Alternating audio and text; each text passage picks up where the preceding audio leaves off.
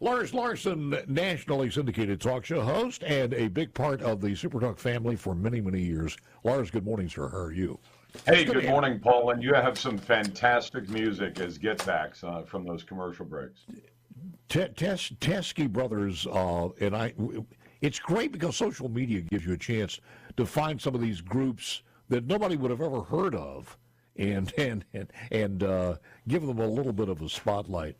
Where do we start? And I think number one is going to be with the guilty verdict from Hunter Biden. Your analysis of that? Well, let's take it from here. David Weiss, the special counsel, was appointed illegally. And then he did Hunter Biden some solid favors, which is what I'd expect from the Biden Department of Justice. He stalled, and he stalled long enough that a lot of the most serious tax charges went away. And then last summer, about a year ago, not quite a year ago, July, he engineered a deal that would have let Hunter walk probation only for both the gun crimes and the tax crimes. And Judge Noriega said, no way, I am not signing that thing. And it had even afforded a very broad immunity for Hunter Biden for anything else that hadn't been mentioned in the deal. So it was a sweeping deal. And she said, I'm not signing that thing. You start over. So he ends up charged and convicted, as of yesterday, of 3 gun felonies. And that's a good outcome. And then he has the tax case that's coming up in September, for which, just to give people an idea of the scope of this, I mean, I've owed the IRS some money before, a few $1,000s. You settle up, or if you have to, call them up and say, hey, can I make payments for the next 12 months? And, I've done that years ago. He owed the IRS on this one tax crime, understanding that most of the most serious tax crimes he committed were simply allowed to exceed the statute of limitations, and the crimes just went away, courtesy of David Weiss and the Biden Justice Department. He owed $1.4 million. Think about how much money you had to be making from all those illicit deals he cooked up to owe $1.4 million. Maybe the mantra now needs to be from the conservatives. I don't know if I could vote for anybody who's a president who's got a convicted felon as a son. But Paul, this fall, I will be voting for the convicted felon, just not Hunter Biden. Isn't it amazing? And forgive the voice here. We still have a little problems with the allergies. But isn't it amazing how they've kind of turned it around, too? And thanks to a lot of African-American well-known people on social media going back and talking about the founding fathers. All of them were felons one way or the other. But they've kind of made this patriotic. Well, the very fact that Donald Trump gets convicted on a hooked up case, and we've gotten into the details of that before, but the whole case is just cooked up, kind of like the fraud case before that. And in the next, I think it was 5 days, he raises $200 million, $70 million of it in what they call in the campaign land, they call it small dollar donations, meaning average Americans who send in 20, 50, $70, all small donations for 70 million of that. But he raises $200 million in 5 days. I know the Democrats are just panicked at this point. And then they've got Joe Biden, who's, he seems to be failing faster than ever.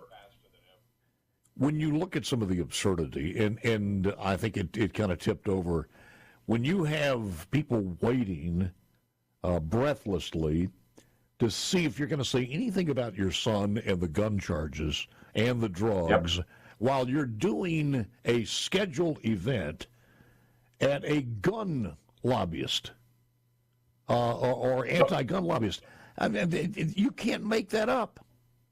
No, you really can't. I mean, for him to walk into Moms Demand Action within hours of the announcement of the verdict yesterday, and he's standing there in front of one of the biggest gun grabber groups in America, and I think they're entirely wrong-headed. We've got about, if you count all the federal, state, and local laws, America has about 20,000 gun laws. And of course, the Democrats will tell you, but if we could just add 1 or 2 more, then we could solve the entire problem and stop people from murdering each other. No, 1 or 2 more gun laws added to 20,000 already there ain't going to change the situation. But he walks in to talk to them, and you notice these days and for the last couple of years, he doesn't talk about pistols. He only talks about rifles. Now, Paul, let me tell you something. I'm not arguing for more regulation of pistols at all. But I will tell you this. When Joe Biden talks about long guns, and they want to call them assault rifles, look, I own some AR-15s too. They're semi-automatic sporting rifles. They're the most popular rifle in America, and I've got about a half a dozen of them. So they're not high-powered. In fact, in some ways, a lot of ways, my AR-15s are lower powered than my 270 Winchester short mag deer rifle, which is bolt action, one shot at a time. Yeah. But when he talks about rifles, the bloody truth is that the number of murders committed in the average year across all of America over a year is 250 committed using a rifle. And it's the killer, not the rifle, that did the deed. If you look at the number of murders, most of them committed by gang members and drug dealers committed with pistols, that would be around 10,000. So why is it that Joe Biden and the left is so focused on taking away rifles when they are, in fact, a small part of the violent crime problem? And the answer is these days he doesn't want to mention pistols because that's what his coked up son bought illegally. What worries me is if Joe Biden does get back in, and if the House and Senate both, or God forbid, or even one, there's going to be more legislation that really address one of the things that he mentioned last night. And what he would like to do is pull the immunity from gun manufacturers. And if he does that, they're gone. They're dead. You got to beg China to get us a pistol or a gun over here, because the lawsuits would be unbelievable. If that's the case, why can't we sue Kentucky Fried Chicken for making us fat? Why don't we sue General Motors for wrecks? We can analogy after analogy. But yeah, and Paul, this is where Joe Biden constructively lies to the American public, because they frame it in a very careful way. They say, why, you can't sue the gun makers. Yes, you can. You can sue a gun maker that makes a bad product, a defective product. Yes. If I buy a pistol and when I fire it at the range, it blows up, the chamber comes apart and I get hurt, my family can sue the gun maker for making a defective product. That's true of every manufacturer in America.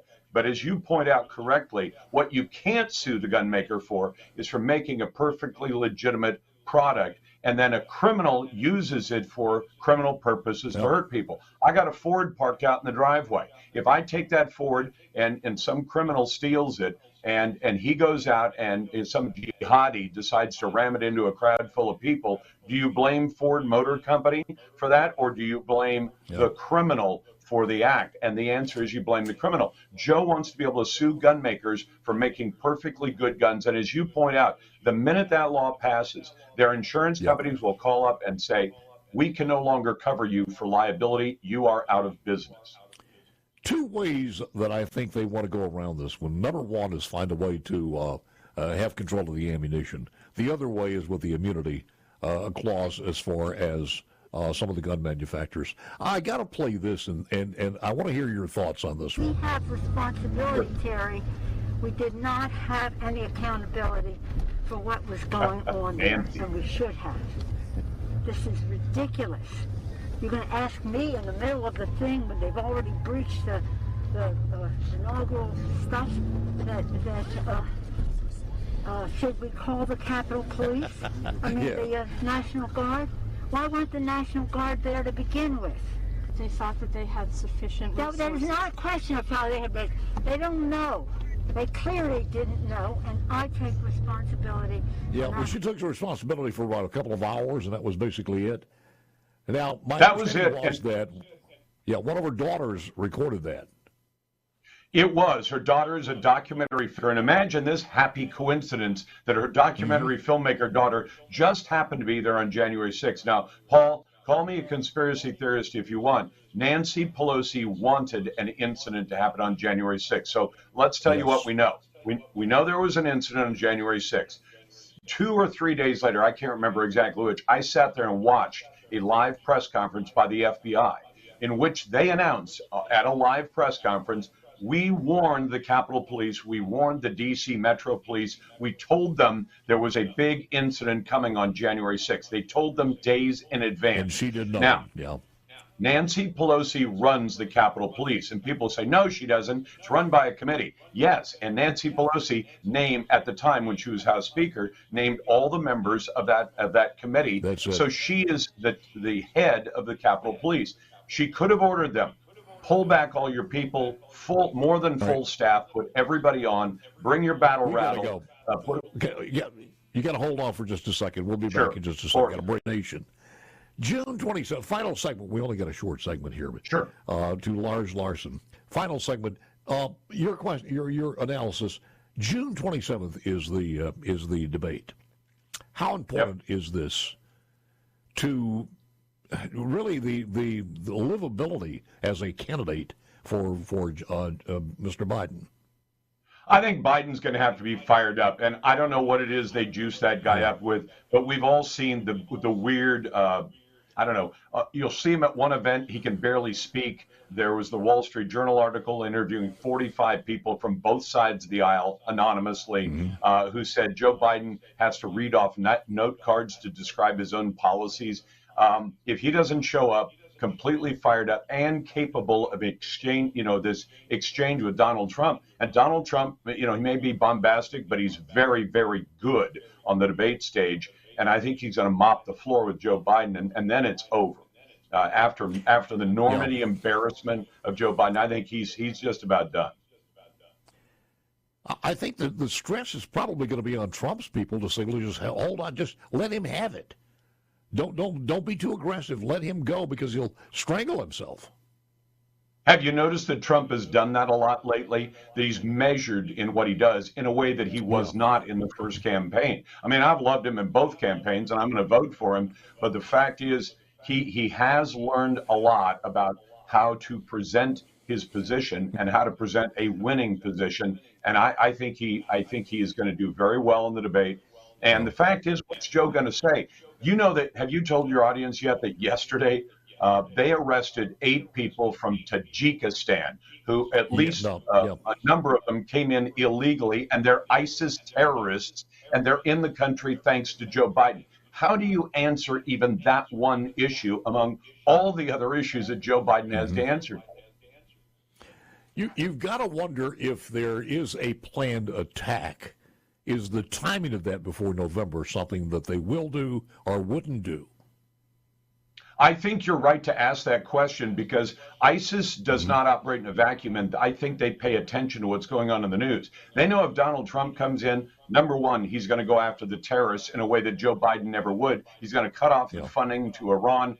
He's going to take actions that actually work, and he's going to get rid of a lot of the illegals, and he's going to close down that border. So their smartest strategery, as George W. Bush might have said, would be to say, let Biden win, have the first terrorist attack after the election, and then America will be stuck with Joe if Joe somehow wins by cheating or actually winning. I don't think